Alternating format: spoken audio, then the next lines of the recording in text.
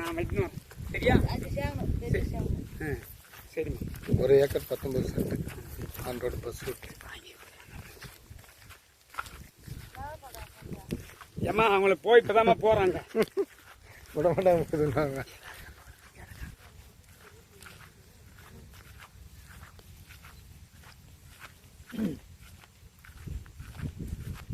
நான் ரோடு பண்ணுறது ஒரு 150 அடி இருக்குமாண்ணா?